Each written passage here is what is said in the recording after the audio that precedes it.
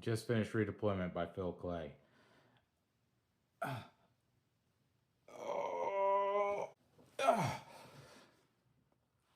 oh.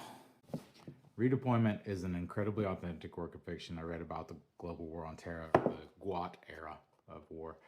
In fact, it's the only book on this era of war that I've read. I did read a lot on Vietnam. My dad was in Vietnam, and I loved the things that they carried. And that's probably why this book was recommended for me. As somebody who deployed through roughly the same time frame, I found much of it uncomfortably familiar. The details, the moral ambiguity, and the challenge of returning home all felt true to the experience. To the point, I think more than some of these stories were built from real experiences and probably altered for narrative effect and condensed, changed names. And I think the book is all the better for it. The goal was to communicate the emotion, not nail down history.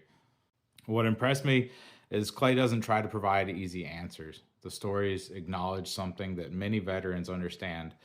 100 service members can witness events, and every single one of them will come away with a different interpretation of what happened.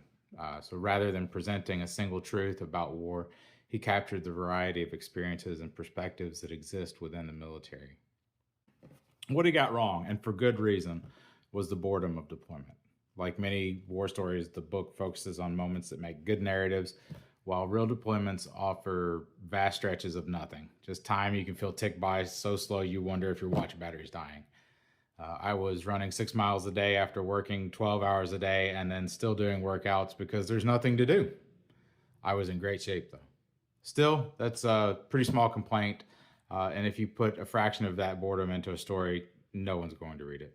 I was going to talk about my favorite chapter of this book, but I realized that most of the stuff, even the title of that chapter, I can't say on most of the socials probably without getting banned. So I'll tell you about what bugs me about this. Klay was a Marine, and most of the writing, if not all of it, was about Marines. And this is the Army combat uniform from 2006-ish to 2011. And that's the cover of it. And this is a very bad uniform, y'all. I don't think you understand. Like, the silhouette of this can't even hide in a shadow. It's that bad at camouflage. I deeply respect this book. Klay got a hell of a lot of stuff right. At the same time, because he got so much right, it wasn't necessarily an experience that I needed to redeploy through again. If you like the military reads, you'll probably enjoy it. If you're a GWOT vet, make sure you're in the right headspace before reading it. Thanks. These pants got tighter. I think they shrank.